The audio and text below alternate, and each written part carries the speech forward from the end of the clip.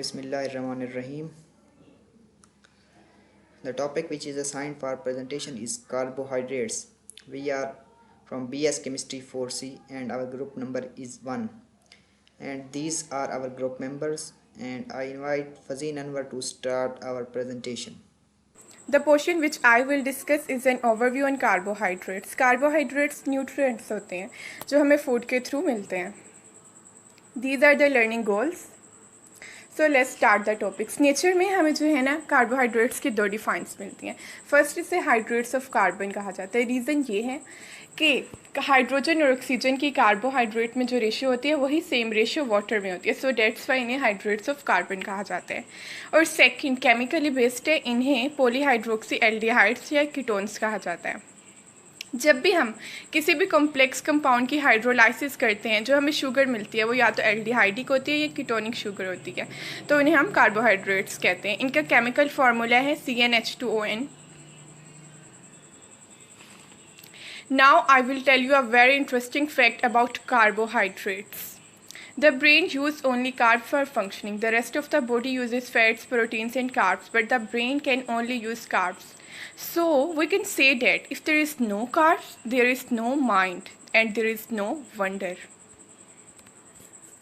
वो कार्ब्स जो हम फूड के थ्रू लेते हैं उनकी कुछ फंक्शनिंग भी होती है. फर्स्ट है एनर्जी प्रोडक्शन, मीन्स हमें ये एनर्जी प्रोवाइड करते हैं. फॉर एग्जांपल हम ग्लूकोज ड्रिंक्स लेते हैं, जैसे ही वो हमारी बॉडी में जाएगा, जो ग्लूकोज का यहाँ पे केमिकल फार्मूला आपको नज़र आ रहा है, इसमें जो कार्बन की हाइड्रोजन के साथ भी एक बॉन्ड बन रही है और एक ऑक्सीजन के साथ भी, इसकी ब्रेक डाउन होगी और हमें एनर्जी प्रोवाइड करेगा. और ये ब्रेक डाउन सेल में होती है, सो इससे जो हमें एनर्जी मिलेगी वो सेलुलर एनर्जी होगी. And this process is known as glycolysis. And in glycolysis term, glyco mean glucose, lysis mean टूटना. glycolysis के थ्रू ग्लूकोज की ब्रेक डाउन होगी एंड हमें एनर्जी मिलेगी. And second point is energy storage. आपको यहाँ पे मसल्स नज़र आ रहे हैं, तो इन मसल्स में ग्लाइकोजन स्टोर होती है. ग्लाइकोजन इटसेल्फ एक कॉम्प्लेक्स कार्बोहाइड्रेट है जो हमें फूड के थ्रू मिलती है.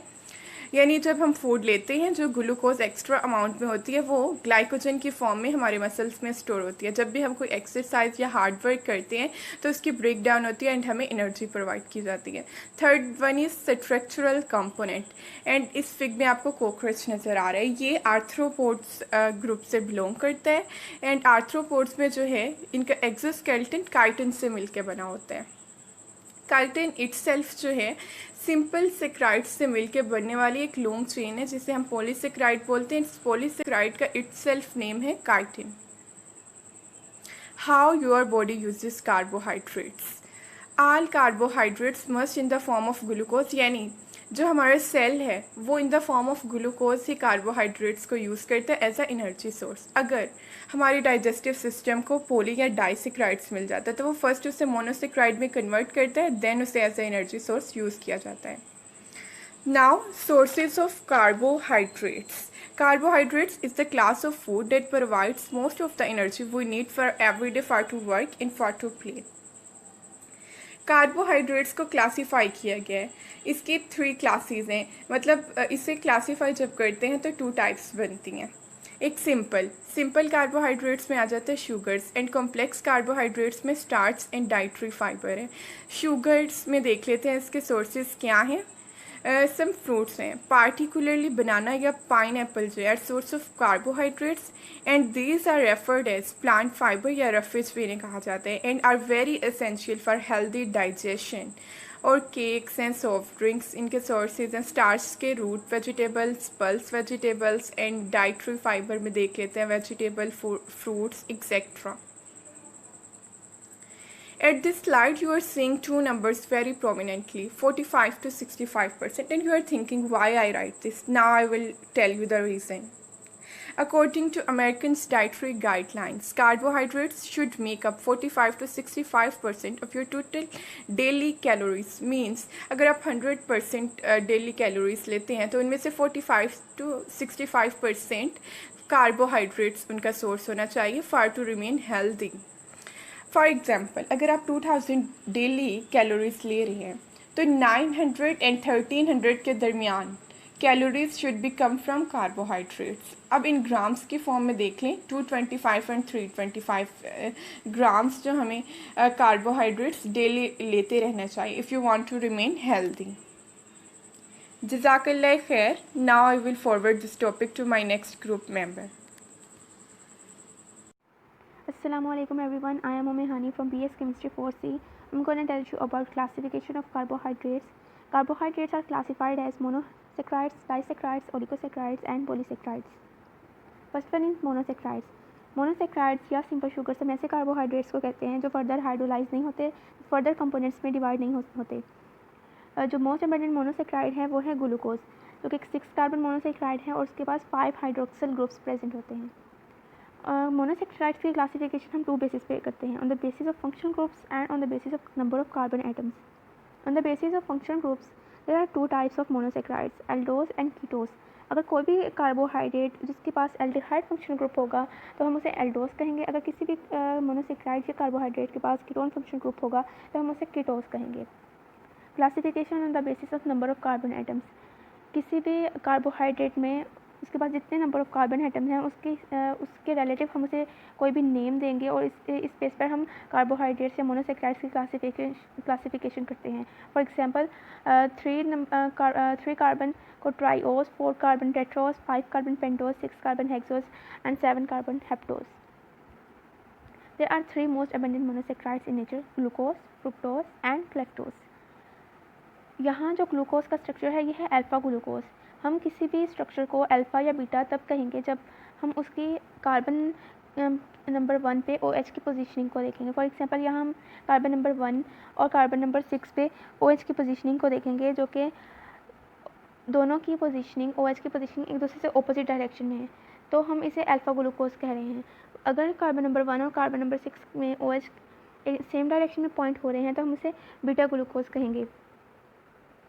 मोनोसेक्राइड सिर्फ स्ट्रेट चेन में एग्जिस्ट नहीं करते बल्कि वो एक साइक्लिक या रिंग स्ट्रक्चर भी बनाते हैं। वो monosaccharide either they are aldehyde और कीटोन। उसका जो कार्बोनाइल ग्रुप है वो उसी के मॉलिक्यूल के अंदर OH ग्रुप के साथ रिएक्ट करता है and with the removal of water वो एक हेमी एसिटल रिंग स्ट्रक्चर बना देते हैं। हेमी एसिटल हम किसी भी मॉलिक्यूल को तब कहते हैं जब वहाँ पर कार्बन 2 ग्रुप्स के साथ अटैच हो, 2 फंक्शनल ग्रुप्स के साथ अटैच हो। First one is ester and the other one is alcohol. That's why हम इसके रिंग स्ट्रक्चर को हेमी एसिटल कहते हैं। ये रिंग स्ट्रक्चर स्ट्रेट स्ट्रक्चर के साथ ओपन चेन स्ट्रक्चर के साथ इक्विलिब्रियम में होता है। Physical properties of monosaccharides. Monosaccharides water में इजीली डिज़ोल्व हो जाते हैं और वो एक स्वीट टेस्ट देते हैं। जब वो वाटर में डिज़ोल्व हो जाते हैं तो वो एक रिंग स्ट्रक्चर बनाते हैं, रिंग फॉर्म बनाते हैं। मोनोसेक्राइड्स सेल की प्लाज्मा मेम्ब्रेन के अक्रॉस इजीली मूव कर सकते हैं। रूम टेम्परेचर पर मोनोसेक्राइड्स सॉलिड फॉर्म में एग्जिस्ट करते हैं। The second one is disaccharides. जब 2 मोनोसेक्राइड्स एक दूसरे के साथ बॉन्ड बनाते हैं, एक दूसरे के साथ लिंक होते हैं, तब हम उन्हें डाइसेक्राइड्स कहते हैं। और जो उन दोनों के दरमियान बॉन्ड बनता है उसे हम ग्लाइकोसिडिक बॉन्ड या ग्लाइकोसिडिक लिंकेज कहते हैं। डाइसेक्राइड फॉर्मेशन में वन जो मोनोसेक्राइड यूनिट है उसको as a hemiacetal behave करना होता है और दूसरे मोनोसेक्राइड यूनिट को एज अ अल्कोहल, क्योंकि जो ग्लाइकोसिडिक बॉन्ड बनता है वो with the removal of water बनता है। There are 4 important disaccharides. First one is maltose. Maltose को हम माल्ट शुगर भी कहते हैं। स्टार्च जो कि एक पॉलीसेक्राइड है, जब उसकी ब्रेकडाउन होती है तो वो एक इंटरमीडिएट प्रोडक्ट में कन्वर्ट होता है जिसे हम कहते हैं माल्टोज। माल्टोज 2 ग्लूकोज यूनिट से बनता है। फर्स्ट जो ग्लूकोज यूनिट होता है वो अल्फ़ा डी ग्लूकोज यूनिट होता है और जो दूसरा होता है वो अल्फ़ा डी ग्लूकोज यूनिट भी हो सकता है और वो बीटा डी ग्लूकोज यूनिट भी हो सकता है।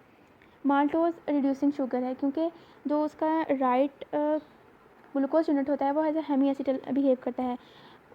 वो उसकी रिंग स्ट्रक्चर और उसका जो स्ट्रेट चेन स्ट्रक्चर है वो इक्विलिब्रियम में होता है। इस वजह से हम कहते हैं कि माल्टोज 3 फॉर्म में एग्जिस्ट करता है, alpha maltose, beta maltose and open chain aldehyde form. The second one is cellobiose. Cellulose जो कि पॉलीसेक्राइड है, जब उसकी ब्रेकडाउन होती है, उसकी हाइड्रोलिसिस होती है तो वो इंटरमीडिएट प्रोडक्ट में कन्वर्ट होता है, उसे हम कहते हैं सेलोबाइगोज। अगेन सेलोबाइगोज भी 2 ग्लूकोज यूनिट से बनता है, लेकिन इसमें सेलोबाइगोज में और माल्टोज में ये डिफरेंस है, इसमें जो फर्स्ट जो ग्लूकोज यूनिट होता है वो बीटा डी ग्लूकोज यूनिट होता है, जबकि माल्टोज में वो अल्फ़ा डी ग्लूकोज यूनिट था। और जो सेकेंड ग्लूकोज यूनिट होता है वो अल्फ़ा डी ग्लूकोज यूनिट भी हो सकता है और बीटा डी ग्लूकोज यूनिट भी हो सकता है। अगेन ये दोनों ग्लाइकोसिडिक लिंकेज के थ्रू एक दूसरे से अटैच होते हैं और सेलोबाइगोस बनाते हैं। The third one is lactose. Lactose is also known as milk sugar. Beta D galactose and D glucose units एक दूसरे के साथ कंबाइन होते हैं तो थ्रू ग्लाइकोसिडिक लिंकेज और लैक्टोज बनाते हैं। जो मैमल्स में मेमोरी ग्लैंड्स हैं वो ब्लड स्ट्रीम से ग्लूकोज को लेते हैं और 4 स्टेप प्रोसेस के थ्रू लैक्टोज को सिंथेसाइज करते हैं। Fourth one is sucrose. Sucrose plants में बहुत ज़्यादा पाया जाता है। सक्रोज अल्फ़ा ग्लूकोज और बीटा फ्रुक्टोज यूनिट्स के कम्बिनेशन से बनता है। Physical properties of disaccharides. Disaccharides are also crystalline, water soluble and sweet in taste like monosaccharides. Disaccharides को फर्स्ट मोनोसैक्राइड्स में कन्वर्ट किया जाता है बिफोर कि वो एब्जॉर्ब हो सकें और उनसे हम एनर्जी कंज्यूम कर सकें। डाइसैक्राइड्स प्लाज्मा मेम्ब्रेन के अक्रॉस इजीली नहीं पास होते क्योंकि वहाँ पर कोई कैरियर एंजाइम मौजूद नहीं होता जो डाइसैक्राइड्स को प्लाज्मा मेम्ब्रेन के अक्रॉस लेकर जा सके। डाइसैक्राइड्स में माल्टोज और लैक्टोज रिड्यूसिंग शुगर्स हैं जबकि सक्रोज एक नॉन रिड्यूसिंग शुगर है। The third one is oligosaccharides. जब 3 to 10 मोनोसैक्राइड यूनिट्स एक दूसरे के साथ कंबाइन होते हैं थ्रू ग्लाइकोसिडिक लिंकेज तब ओलिगोसैक्राइड की फॉर्मेशन होती है। There are 2 naturally occurring oligosaccharides. First one is trisaccharide raffinose and second one is tetrasaccharide stachyose. जो रेफिनोज है वो 3 मोनोसैक्राइड यूनिट से बनता है। First one is galactose, second one is glucose, third one is fructose, जबकि स्टेशियोज में एक additional monosaccharide unit होता है that one is galactose. This is all about my topic. Thanks. Assalamu alaikum. My name is Nimra and I'm from BS Chemistry 4C. My enrollment number is 1811211. I will tell you about polysaccharides. Now I'll start my discussion with this topic. First of all हम इसकी definition को देखेंगे। अगर इसकी simple definition देखें ना तो हम ये कहेंगे कि when sugar units are more than 10 then it is called polysaccharide.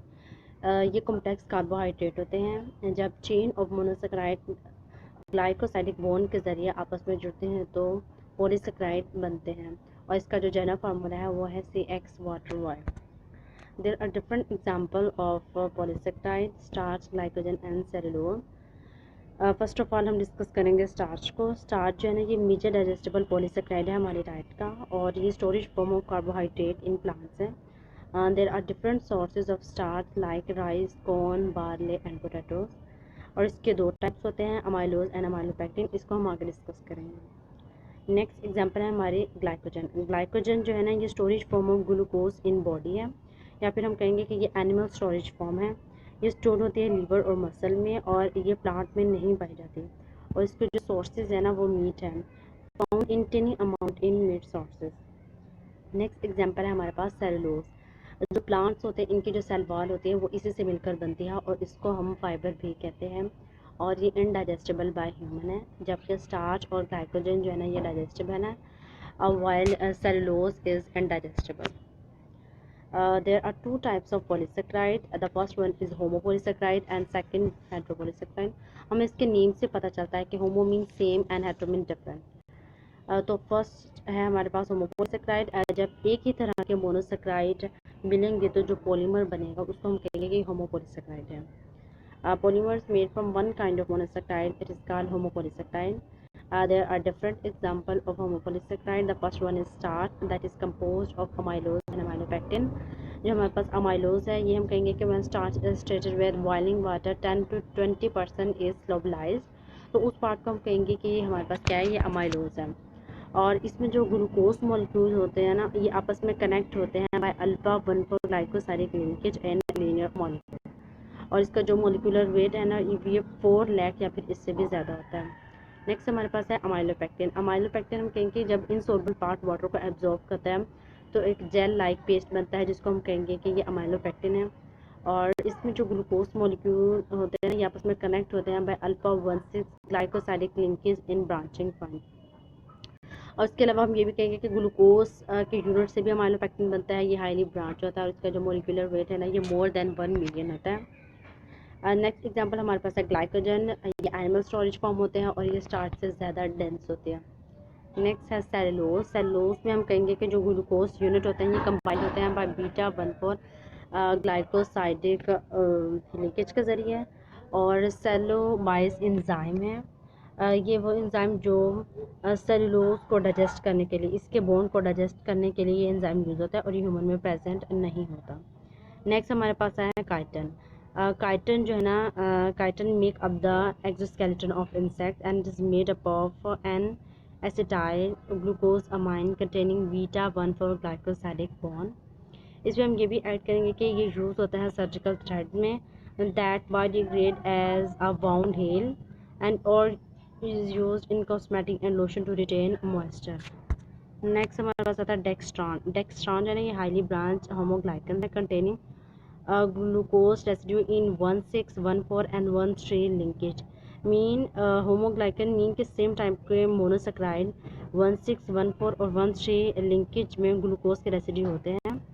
मतलब कि एक पूरा होमो होता है और बस इन लिंकेज में जो थोड़ा बहुत जो है ना वो ग्लूकोज होता है और ये प्रोड्यूस होता है माइक्रोब्स के ज़रिए। और प्लाज्मा एक्सपेंडर मींस के लार्ज साइज़ होने की वजह से वास्कुलर कंपार्टमेंट से बाहर नहीं जा सकता, इसलिए प्लाज्मा एक्सपेंडर के तौर पर यूज़ होता है। नेक्स्ट हमारे पास टाइप है हेट्रोपोलिसैकेराइड। जब एक से ज़्यादा तरह के मोनोसैकेराइड बस में मिलेंगे तो जो पॉलीमर बनेगा वो हेट्रोपोलिसैकेराइड कहलाएगा। इसके एग्जांपल में हमारे पास आता है एगर एंड एग्रोस। एगर को हम पहले डिस्कस करेंगे। It is made up of D galactose and L galactose derivative ethers link between carbon 3 and carbon 6 और ये 100 डिग्री सेल्सियस में वाटर में डिज़ोल्व हो जाता है और ठंडा होने पर ये एक जेल लाइक शेप इख्तियार कर लेता है। और इसमें अगर हम ऐड करें एगर जो है ना can not be digested by bacterium, so it is widely used as a spotting media to culture bacterial colonies and also used as a spotting agent for immunodiffusion and immunoelectrophoresis. Next हमारे पास आता है agarose. Agarose जो है ना, it is made up of D galactose combined with 3,6 anhydro L galactose unit and is use as a matrix for electrophoresis. और agarose जो है ना, ये एक पॉलीसेकेराइड है जो एक्सट्रैक्ट होता है रेड सीवीड से और it is a linear polymers made up of the repeating unit of agarobiose which is a polysaccharide and made up of the D-galactose and 3,6 and hydro-L-galactopyranose. It's all about my topic. Now I hand over this topic to my next fellow. Thank you. Assalamu alaikum. This is Izam Anand from BS Chemistry 4C and my registration number is 201.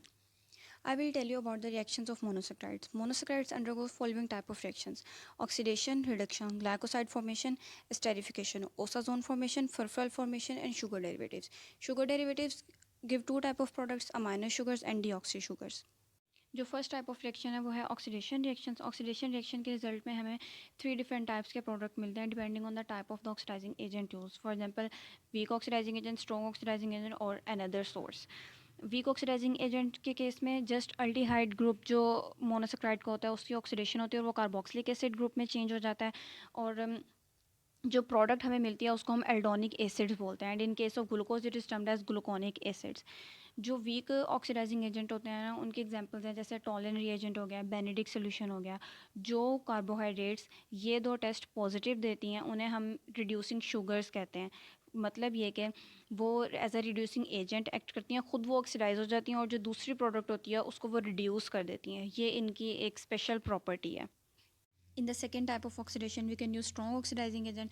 Strong oxidizing agent जब हम use करते हैं तो क्या होता है कि जो अल्डिहाइडिक एंड होता है वो भी और जो अल्कोहलिक एंड होता है वो भी, इन दोनों की ऑक्सीडेशन हो जाती है और ये दोनों कार्बोक्सिलिक एसिड में चेंज हो जाते हैं और एज अ रिजल्ट हमें जो प्रोडक्ट मिलती है वो डाई कार्बोक्सिलिक एसिड होती है जिसको हम अल्डेरिक एसिड भी बोलते हैं।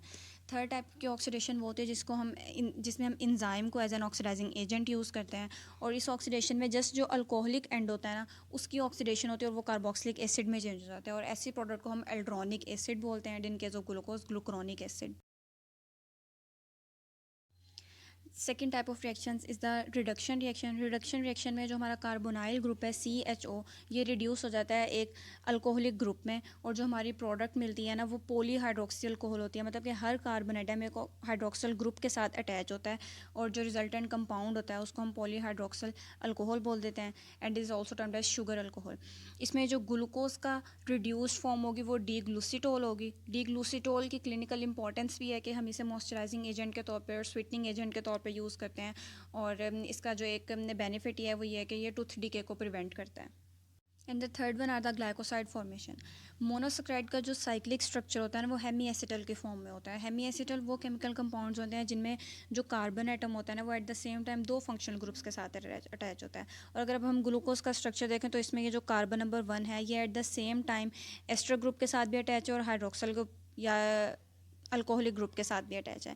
तो जब हम इसका किसी अल्कोहल के साथ रिएक्शन करवाते हैं तो ये हमें एक एसिटल दे देता है और एसिटल ऐसे केमिकल कंपाउंड्स होते हैं जिसमें carbon atom at the same time दो एस्टर ग्रुप्स के साथ अटैच होता है। अब इसमें जो कार्बन नंबर 1 है ये इस साइड से भी एस्टर ग्रुप के साथ अटैच है और ये इस इधर से मिथाइलेटेड कार्बन के साथ भी एस्टर लिंकेज बना रहा है और ऐसे एसिटल्स को हम ग्लाइकोसाइड्स बोलते हैं। ये ग्लाइकोसाइड 2 टाइप्स के होते हैं, एक अल्फा फॉर्म होती है इनकी और एक बीटा फॉर्म होती है। Below the plane alpha form and the above the plane beta form. Fourth one is a esterification reaction. Esterification reactions में क्या होता है कि जो मोनोसेक्राइड का हाइड्रोक्सल ग्रुप होता है वो किसी एसिड से रिप्लेस हो जाता है। मोस्टली ये इनऑर्गेनिक एसिड्स होते हैं और हमें इनऑर्गेनिक एस्टर्स देते हैं। फॉर एग्जांपल अगर हम फॉस्फोरिक एसिड की बात करें तो जब फॉस्फोरिक एसिड कार्बन नंबर 1 के हाइड्रोक्सल ग्रुप के साथ रिप्लेस होगा तो ये हमें ग्लूकोज 1 फॉस्फेट देगा और अगर ये ग्लूकोज के कार्बन नंबर 6 के हाइड्रोक्सल ग्रुप के साथ रिप्लेस होगा तो ये हमें ग्लूकोज 6 फॉस्फेट देगा। And the next one are the osazone formation. Osazone basically derivative होते हैं शुगर के। जब हम किसी रिड्यूसिंग शुगर को फिनाइल हाइड्रोजन के साथ रिएक्ट कराते हैं उसके बॉइलिंग टेम्परेचर पे तो हमें ओसाजोन्स मिलते हैं। ओसाजोन डिफरेंट क्रिस्टलाइज फॉर्म में प्रेजेंट होते हैं और ये जो इनका डिफरेंस होता है क्रिस्टल स्ट्रक्चर में ये कार्बन नंबर 1 और कार्बन नंबर 2 की सिमेट्री की वजह से आता है शुगर मॉलिक्यूल के। और अगर हम ग्लूकोज फ्रक्टोज और मैनोज को देखें तो ये सेम शेप के क्रिस्टल्स देते हैं, दैट इज़ ब्रूम शेप्ड होते हैं। और ये जो डिफरेंस आना होता है इनके स्ट्रक्चर में कार्बन नंबर 1 और कार्बन नंबर 2 की वजह से वो फिनाइल हाइड्रोजन के साथ रिएक्शन की वजह से मास्क हो जाता है, कवर अप हो जाता है और एज अ रिजल्ट ये तीनों मॉलिक्यूल्स हमें सेम शेप के ओसाजोन देते हैं। And the next one are the furfural formation. Monosaccharides को जब हम कंसनट्रेटेड H2SO4 के साथ रिएक्ट करवाते हैं तो हमें एक डिहाइड्रेटेड प्रोडक्ट मिलती है जिसको हम फरफरल बोलते हैं। For example in case of अगर हम कोई 6 कार्बन कंपाउंड लेते हैं लाइक ग्लूकोज तो जब इसकी डिहाइड्रेशन होगी तो 3 वाटर के मॉलिक्यूल रिमूव होंगे और हमें एक हाइड्रेटेड प्रोडक्ट मिल जाए, एक डिहाइड्रेटेड प्रोडक्ट मिल जाएगी hydroxy methyl furfural. And the last one are the sugar derivatives. Sugar derivatives की फर्स्ट कैटेगरी है amino sugars.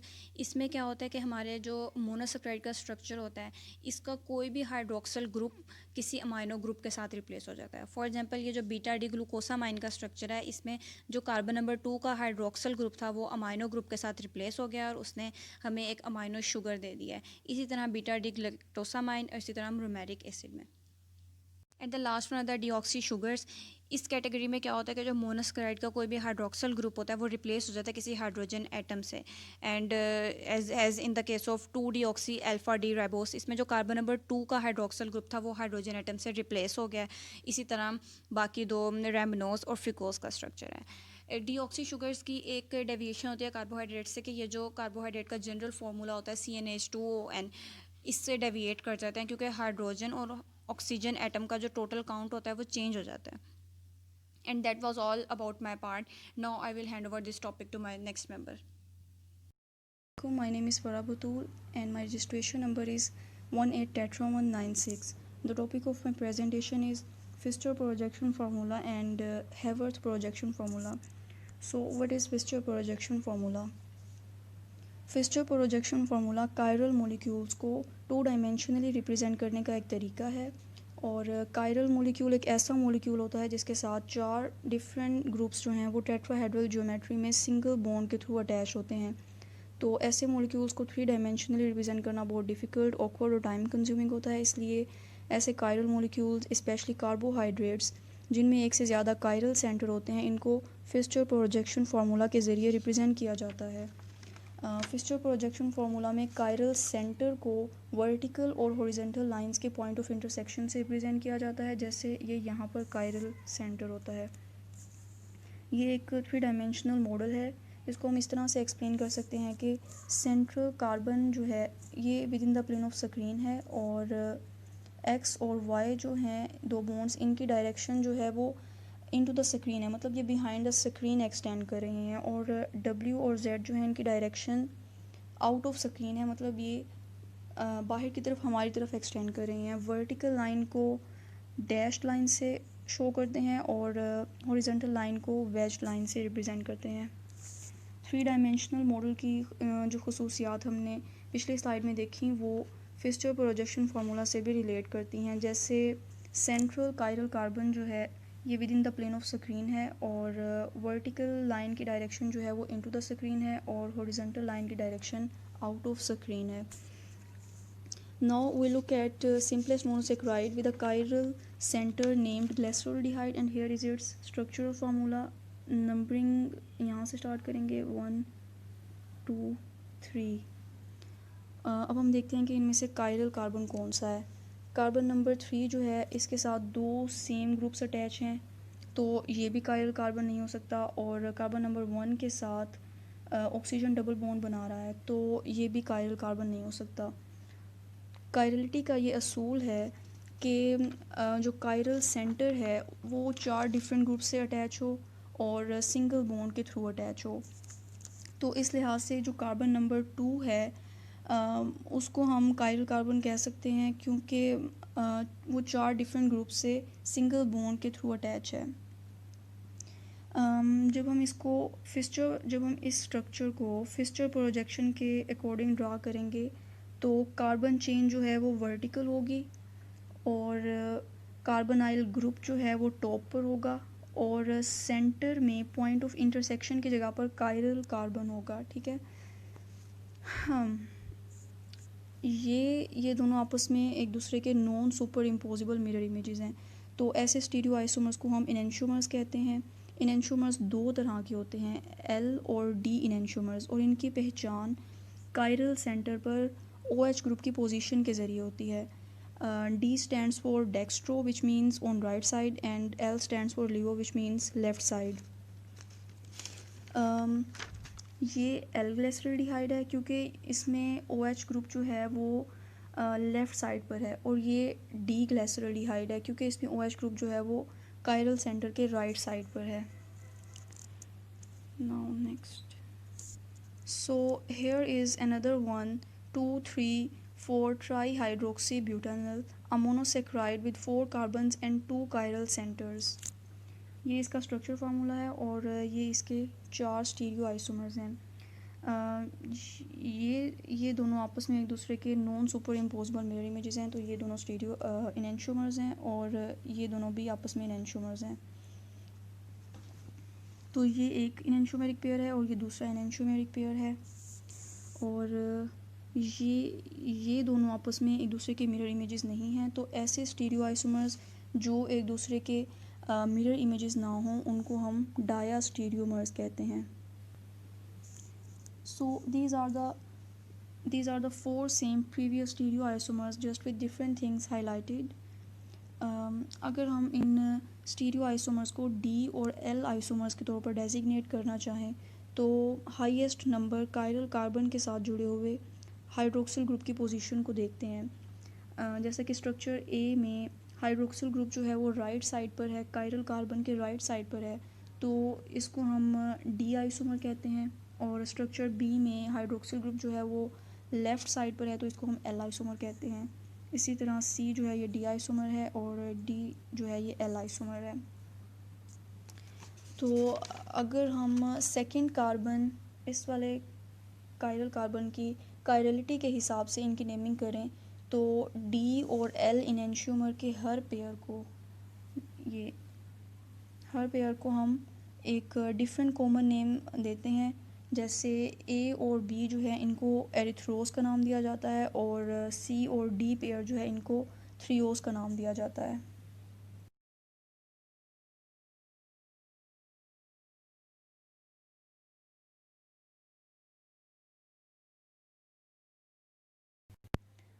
Hayworth projection formula जो है ये साइक्लिक मोनोसेक्राइड को 2 डायमेंशनली रिप्रेजेंट करने का एक तरीका है। ये एक 6 मेंबर रिंग है और ये 5 मेंबर रिंग है। इसमें ऑक्सीजन जो है वो अपर राइट कॉर्नर पर होता है और इसमें ऑक्सीजन टॉप पर होता है। और इस हेमी एसिडल रिंग को हम इस डायरेक्शन में देखते हैं, ऊपर से नीचे की तरफ। ये यहाँ से ये डार्कर होता है, इसका मतलब ये होता है कि बाहर की तरफ हमारी तरफ एक्सटेंड कर रहा है, इसलिए ये यहाँ से डार्कर होता है। और अगर हम D और L फॉर्म को रिकॉग्नाइज़ करना चाहते हैं तो CH2 ये टर्मिनल CH2OH ग्रुप जो है इसकी पोजीशन को देखते हैं। अगर तो ये अपवर्ड है तो वो D आइसोमर होगा, और अगर ये डाउनवर्ड है तो ये L आइसोमर होगा। इसके अलावा अल्फ़ा और बीटा फॉर्म्स को रिकॉग्नाइज़ करने के लिए OH ग्रुप और CH2OH ग्रुप दोनों की रिलेटिव पोजीशन को देखा जाता है। अगर दोनों ग्रुप्स सेम डायरेक्शन में हों तो वो बीटा फॉर्म होती है, जैसे कि ये दोनों ग्रुप्स जो हैं वो सेम डायरेक्शन में हैं। और अगर दोनों ग्रुप्स जो हैं वो ऑपोजिट डायरेक्शन में हों तो वो अल्फ़ा फॉर्म होती है, ठीक है। और अगर हम डी या एल फॉर्म को स्पेसिफाई नहीं करना चाहते तो OH ग्रुप जो है उसको हॉरिजॉन्टली वेवी लाइन के साथ ड्रा कर दिया जाता है। Bismillahirrahmanirrahim. This is Shafat Bukhari from BS Chemistry 4C. My enrollment number is on your screen 118. हमारे जो ग्रुप का टॉपिक है वह कार्बोहाइड्रेट्स, और इसकी जो कुछ टर्म्स हैं यह मैं आपके साथ डिस्कस करूंगा। सबसे पहले हम देखते हैं कि स्टीरियो आइसोमर्स क्या होते हैं। ऐसे कंपाउंड जिनका स्ट्रक्चर फार्मूला सेम हो बट उनकी जो सेप्चुअल कॉन्फ़िगरेशन हो, जो उनकी तरतीब हो, जो उनका सीक्वेंस हो, तो वो डिफरेंट हो, तो ऐसे कंपाउंड्स को हम स्टीरियो आइसोमर कहते हैं। सबसे पहले हम देखते हैं कि एसिमेट्रिक कार्बन कौन सा होता है। इसमें 4 different groups are attach to the same carbon. अगर एक कार्बन के साथ 4 different groups at a time attach हों तो उस कार्बन को हम एसिमेट्रिक कार्बन कहते हैं। इसमें जो एग्जांपल है इसकी वो है ग्लाइसरल्डिहाइड। अगर हम ग्लाइसरल्डिहाइड में फर्दर एडिशन करते जाएं कार्बन एटम्स की तो हमारे पास क्या होता है, मोनोसैकराइड्स क्या होते हैं, ड्राइव होते हैं। इस एग्जांपल में हम देखते हैं कि ग्लाइसरल्डिहाइड हमारे पास 3 कार्बन कंपाउंड ग्लाइसरल्डिहाइड है। ये जो सेंटर वाला कार्बन है इसके साथ 1 2 3 और ये 4 कार्बन 4 ग्रुप्स अटैच हैं, तो हमारे पास ये वाला कार्बन सेंटर वाला कार्बन क्या होगा, ये एसिमेट्रिक कार्बन होगा। यहाँ D and L isomers of glucose. तो सबसे पहले हम देखते हैं कि आइसोमर्स होते क्या हैं। जब 2 या 2 से ज़्यादा कंपाउंड्स का सेम फार्मूला हो बट उनकी प्रॉपर्टीज़ डिफरेंट हों because of different arrangement of atoms की वजह से, तो फिर उनको हम आइसोमर कहते हैं। यहाँ देखते हैं कि ये डी ग्लूकोज है, ये एल ग्लूकोज है। इन दोनों का फार्मूला C6H12O6 फार्मूला सेम है बट इनकी प्रॉपर्टीज़ चेंज हैं जस्ट बिकॉज ऑफ कॉन्फ़िगरेशन के चेंज होने से। तो यहाँ हम देखते हैं कि यहाँ बताया गया है कि C5 के ऊपर जो प्राइमरी कार्बन है, यहाँ C5 के ऊपर OH ग्रुप राइट साइड के ऊपर अगर अटैच हो तो हमारे पास डी ग्लूकोज होगा। यहाँ बताया गया है OH group is on the right side, the sugar is of D isomer. अगर OH ग्रुप यहाँ पे लेफ्ट साइड के ऊपर हो तो ये हमारे पास एल ग्लूकोज होगा। मेमिलियन टिश्यूज है डी शुगर्स। मेमिलियन में इंक्लूड कर लें आप ह्यूमन बीइंग्स को, मंकीज़ को, उनके डी शुगर्स होते हैं। अगर हम कॉन्फ़िगरेशन आप देखें तो इनकी एल्डोजेस की, तो सबसे पहले हम ग्लाइसरल्डिहाइड 3 कार्बन कंपाउंड्स है। यहाँ सेंटर वाले कार्बन को हम देखें तो ये 4 डिफरेंट ग्रुप्स के साथ अटैच है। तो जो पिंक कलर का कार्बन है ये हमारे पास एसिमेट्रिक कार्बन है। इस स्ट्रक्चर में जहाँ जहाँ आपको पिंक कलर का कार्बन नज़र आ रहा है ये सारे हमारे पास एसिमेट्रिक कार्बन है, क्योंकि ये 4 डिफरेंट ग्रुप्स के साथ अटैच हैं। इस 3 ग्लाइसरल्डिहाइड में हमने सक्सेसिव एडिशन की कार्बन की तो 4 कार्बन कंपाउंड्स बन गया जिसका नाम है डी एरिथ्रोज। अगर हम यहाँ पे इनकी कॉन्फ़िगरेशन को चेंज कर दें, OH अगर राइट साइड पे था तो अगर OH हम लेफ़्ट साइड पे कर दें तो ये डी एरिथ्रोज से डी थ्रियोज बन जाएगा। बिल्कुल सेम इसी तरह अगर 5 कार्बन कंपाउंड्स हो उनकी अगर हम कॉन्फ़िगरेशन को चेंज कर दें तो उनकी प्रॉपर्टीज़, उनके नेम चेंज हो जाते हैं। यहाँ 6 कार्बन में आप देख सकते हैं कि इन सब का सेम फार्मूला है बट इनकी कॉन्फ़िगरेशन चेंज होने से ये डिफरेंट पॉसिबिलिटीज़ जो सामने आ रही हैं ये कॉन्फ़िगरेशन की वजह से आई हैं। बिल्कुल सेम इसी तरह अगर हम कीटोजेस की बात करें तो वो भी कॉन्फ़िगरेशन के हिसाब से डिफरेंट प्रॉपर्टीज़ शो कराते हैं। ये हमारे पास 3 कार्बन कंपाउंड्स है डाईहाइड्रोक्सी एसीटोन। अगर हम इसमें सक्सेसिव एडिशन करें एक कार्बन की तो ये हमारे पास 4D एरिथ्रोलोज बन गया, एरिथ्रोलोज। तो इसमें जो पिंक कलर का कार्बन है हमारे पास एसिमेट्रिक कार्बन है क्योंकि इसके साथ 4 डिफरेंट ग्रुप्स अटैच हैं। इसमें हमने सक्सेसिव एडिशन की तो 5 कार्बन बन गया। तो इसमें हम देखते हैं कि इसमें पॉसिबिलिटीज़ कितनी हैं। यहाँ पे इस कार्बन के ऊपर OH अगर राइट साइड के ऊपर है तो ये डी राइबोलोज बन गया। अगर ये OH ग्रुप अगर लेफ़्ट साइड पे कर दें तो डी साइलोज बन गया। तो कहने का मकसद ये है कि इनकी फार्मूला सेम होता है, जस्ट इनकी कॉन्फ़िगरेशन को, अगर इनकी तरतीब को हम डिफरेंट कर दें तो इनकी प्रॉपर्टीज़ चेंज हो जाती हैं। उसके बाद एक टर्म है ऑप्टिकल एक्टिविटी। ये एक कैरेक्टरिस्टिक फीचर है किसका, सिमेट्रिक कार्बन का। उसके बाद अगर हम बीम ऑफ लाइट को पास कराएं किसी भी कार्बोरेट के सोल्यूशन से तो ये रोटेट होगा लेफ़्ट या राइट की तरफ। तो इसको एग्जांपल के ज़रिए हम समझने की कोशिश करेंगे कि ये इथम ब्यूटूल है, अगर वो डी है मतलब वो OH ग्रुप इसका राइट साइड के ऊपर है तो ये ट्रीट करता है ट्यूबरक्लोसिस। अगर हम इसी इथम ब्यूटूल को L आइसोमर कर लें मतलब OH ग्रुप इसका लेफ़्ट साइड पे कर लें तो ये काजेस होता है ब्लाइंडनेस का। अब यहाँ पे समझने वाली बात यह है कि ये कंपाउंड सेम है, जस्ट इनकी आइसोमर चेंज होने से इनकी प्रॉपर्टीज़ चेंज हो गई हैं। Depending on the rotation molecules are called dextrorotatory. Positive अगर होगा तो डेक्सोरोटेटरी, अगर नेगेटिव है तो लिवोरोटेटरी। अगर रेजिन में मिक्सचर अगर दोनों क्या होता है कि अगर D and L both are present in the equal concentration तो उस मिक्सचर को हम रेजिन में मिक्सचर कहते हैं। हालांकि रेजिन में मिक्सचर जो होता है वो does not exhibit in any optical activity, किसी ऑप्टिकल एक्टिविटी में एग्जिबिट नहीं करता। तो हमारे पास लास्ट एक टर्म है वो है एपीमर्स। एपीमर्स ये है कि दो मोनोसैकराइड्स एक दूसरे से डिफ्रेंशिएट करते हैं just around a single carbon atom. अगर किसी भी एक कार्बन एटम्स के चेंज होने से दो मोनोसैकराइड्स आपस में डिफरेंट करते हैं तो एक दूसरे के एपीमर्स होंगे। यहाँ हम एग्जांपल से इसे वाज़े करेंगे कि ग्लूकोज और गैलेक्टोज आर C4 एपीमर्स। कि ग्लूकोज और गैलेक्टोज दोनों का फार्मूला एवरीथिंग सेम है, जस्ट C4 के ऊपर उनकी जो कॉन्फ़िगरेशन है वो डिफरेंट है जिसकी वजह से उनकी प्रॉपर्टीज़ डिफरेंट हो जाती हैं। यहाँ ग्लूकोज और मैनुएज भी C2 के ऊपर एक दूसरे के एपीमर्स हैं। इस प्रोसेस को एपीमराइजेशन कहते हैं। यहाँ हम देखते हैं एग्जांपल के ज़रिए कि ये सेंटर वाला हमारे पास डी ग्लूकोज है।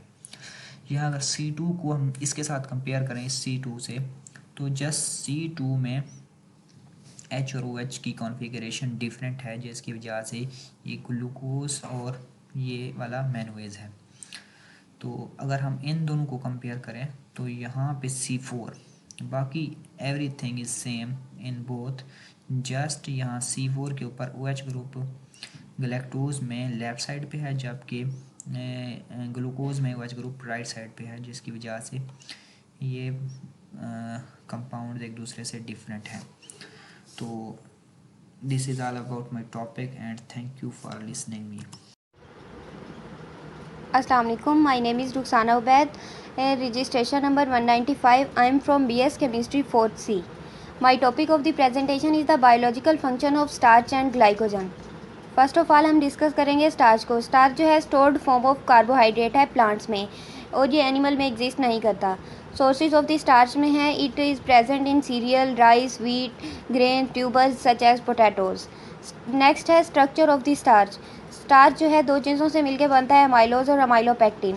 फर्स्ट ऑफ ऑल अमाइलोज है, जब हम स्टार्च को ट्रीट करते हैं बॉइलिंग वाटर के साथ तो 10 to 20% जो स्टार्च होता है वो सोल्यूबलाइज्ड हो जाता है। इस पार्ट को हम कहते हैं amylose and it contain alpha 1,4 glycosidic linkage. Glucose molecule एक दूसरे आपस में अटैच होते हैं तो उनके दरमियान से वाटर मॉलिक्यूल रिमूव हो जाता है, इसको हम ग्लाइकोसाइडिक लिंकेज कहते हैं। नेक्स्ट है अमाइलोपेक्टिन जो इनसोल्युबल पार्ट होता है, वो एक वाटर एब्जॉर्ब करके वो एक पेस्ट लाइक जेल बन जाता है जिसे हम अमाइलोपेक्टिन कहते हैं and it is composed of the glucose units. Starch जो है it is made up of glucose units and these glucose molecule are linked by the glycosidic linkage. दो ग्लूकोज मॉलिक्यूल अटैच होंगे, उनके दरमियान से वाटर मॉलिक्यूल रिमूव हो जाएगा जिसे हम ग्लाइकोसाइडिक लिंकेज कहेंगे। नेक्स्ट है functions of the starch. Starch जो है इंपॉर्टेंट रोल प्ले करता है प्लांट्स में, increases the blood glucose level slowly, important component of food होता है, एनर्जी प्रोवाइड करता है और एनर्जी स्टोरेज पॉलीसेकेराइड है प्लांट्स में। नेक्स्ट टॉपिक है हमारा ग्लाइकोजन। ग्लाइकोजन जो है स्टोरेज पॉलीसेकेराइड है एनिमल्स में ग्लाइकोजन जो होती है वो लीवर और मसल्स में स्टोर होती है और एनिमल्स जो होते हैं लीवर और मसल में से ग्लाइकोजन को जब उन्हें ज़रूरत पड़ती है तो कन्वर्ट कर देते हैं ग्लूकोज में जो फर्दर ब्रेक डाउन होकर एनर्जी प्रोवाइड करती है एनिमल्स की बॉडी को। नेक्स्ट है structure of the glycogen. glycogen is composed of branch chain of glucose. Different glucose molecules होते हैं उनकी एक ब्रांच बनती है, उनके दरमियान अल्फ़ा 1,6 ग्लाइकोसाइडिक बॉन्ड्स बनते हैं। इस तरह एक स्ट्रक्चर बनता है जिसे ग्लाइकोजन का स्ट्रक्चर क्रिएट होता है। नेक्स्ट है functions of the glycogen. Glycogen liver और मसल में स्टोर होती है तो उसके वहाँ पे उसके डिफरेंट फंक्शंस होते हैं। लिवर ग्लाइकोजन जो है मेंटेन करती है ब्लड ग्लूकोज लेवल को and it provide glucose during starvation. Starvation में हमें ग्लूकोज प्रोवाइड करती है, जब हमने लॉन्ग टाइम से कुछ ना खाया हो तो उस टाइम ये हमें ग्लूकोज की फॉर्म में एनर्जी प्रोवाइड करती है। नेक्स्ट है muscle glycogen serve as ATP for serve as reserve for ATP synthesis during muscle contraction and muscle glycogen is depleted after prolonged exercise। जब हम ज़्यादा फिजिकल एक्टिविटी करते हैं या कोई एक्सरसाइज करते हैं तो उस दौरान हमारी जो मसल्स में ग्लाइकोजन जो होती है वो कम होना शुरू हो जाती है। नेक्स्ट है comparison between starch and the glycogen. Starch जो है मेन स्टोरेज कार्बोहाइड्रेट है प्लांट्स में और ग्लाइकोजन जो है मेन स्टोरेज कार्बोहाइड्रेट है एनिमल में।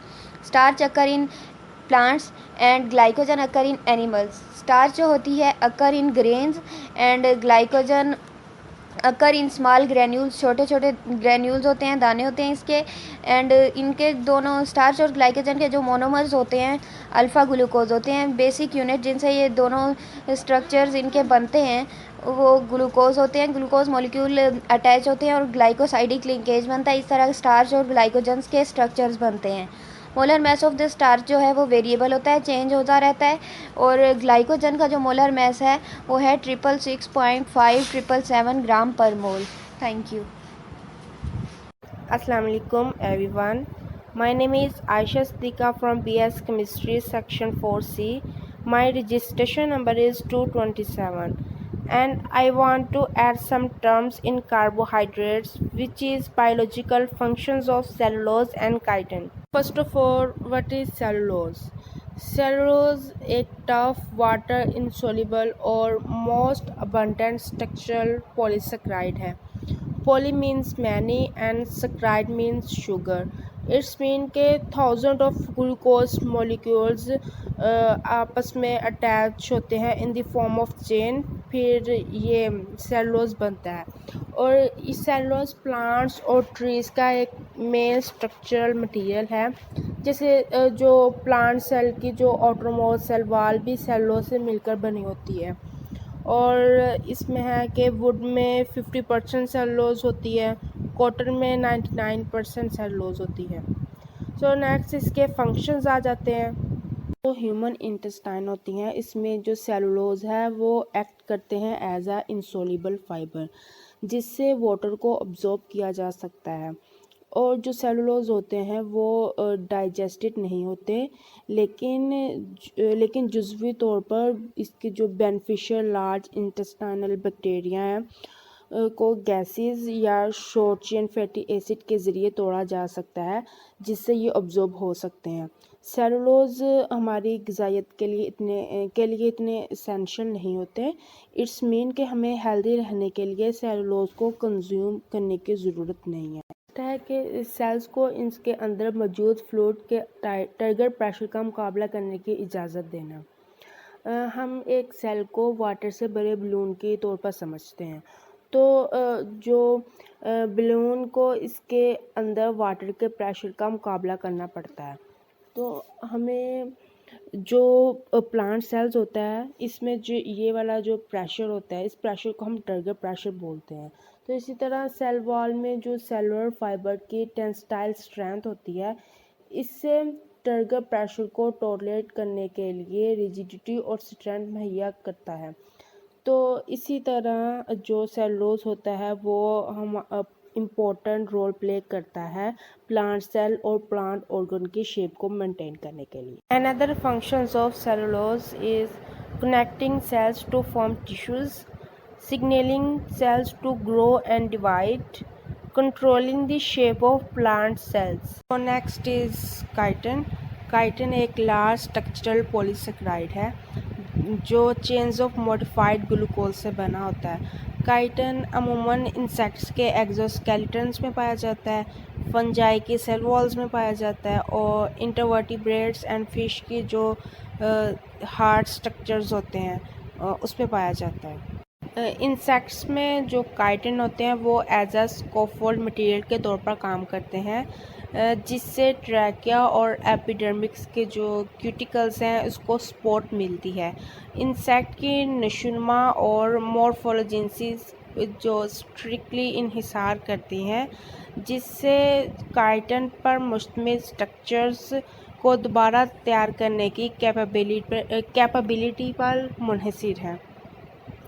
इसलिए इस पर्पस के लिए हम जो इंसेक्ट्स होते हैं वो डिफरेंट टिश्यूज़ में काइटिन सिंथेसिस और काइटिनोलिटिक एंजाइम्स को तैयार करते हैं। एक्सोस्केलेटन ऑफ आर्थ्रोपोड्स हमें पर मुश्तमिल जो हार्ड काइटिन होती है वो हमें डिफेंस प्रोवाइड करती है अगेंस्ट प्रेडेशन के, और ये आउटर कवरिंग हमें मज़बूत दबाव डालने वाले दबाव को टॉलरेट कर सकता है, तो जो हमें एक प्रोटेक्शन प्रोवाइड करेगा अगेंस्ट प्रेडेशन। क्योंकि जो शिकारी होते हैं वो शिकार को ज़ख्मी करने के लिए एक्सोस्केलेटन पर कंप्रेसिव फोर्स लगाते हैं। आउटसाइड इन्वायरमेंट से माइक्रो ऑर्गेनिज्म की हिफाजत करने वाली जो फंगल सेल वॉल होती है वो भी काइटिन से बनी होती है। सो नेक्स्ट है जो और इससे जो पानी की कमी के ख़िलाफ़ ये as a water tight barrier के तौर पर भी इस्तेमाल होता है, because it protects the specific tissues from dryness. Thank you so much, and I forward this topic to next member. In the name of Allah, the most kind, the ever fortunate. Assalamu alaikum. This is Atiullah of BS Chemistry 4th C and registration number is 210. The topic which I want to discuss with you is glycolipids. अब सबसे पहले हमने देखना है कि glycolipids क्या होते हैं। ग्लाइकोलिपिड्स वो लिपिड हैं जो कार्बोहाइड्रेट के साथ अटैच होते हैं ग्लाइकोसाइडिक बॉन्ड के ज़रिए से। अब इनका अहम किरदार ये है कि ये सेल मेम्ब्रेन की स्टेबिलिटी को मेंटेन करते हैं और सेलुलर रिकग्निशन को फैसिलिटेट करते हैं, जो कि इम्यून रिस्पॉन्सेज के लिए ज़रूरी है। अब इसके अलावा सेल्स को ये आपस में कनेक्ट करते हैं ताकि टिश्यूज़ की फॉर्मेशन हो सके। अब अगर हम देखें ये किस जगह पाए जाते हैं, तो ये तमाम यूकैरियोटिक सेल मेम्ब्रेन की सरफेस पर पाए जाते हैं, जहाँ से वो फॉस्फोलिपिड बायलेयर से इस एक्स्ट्रा सेलुलर इन्वायरमेंट में एक्सटेंड कर जाते हैं। ठीक हो गया। And the next one is about the features of glycolipids. Monosaccharide और ओलिगोसैकेराइड की जो प्रेजेंस है वही ग्लाइकोलिपिड्स का ज़रूरी फीचर है, जो कि हाफ लिपिड से बॉन्ड बनाता है, और इनमें मौजूद ग्लाइसिरोल लिपिड और स्फिंगोलिपिड्स हैं, जिनके अंदर ग्लाइसिरोल और स्फिंगोसिन होते हैं और बाद में ये फैटी एसिड्स के साथ अटैच हो जाते हैं। Okay, on moving further, next comes glycosyl transferases.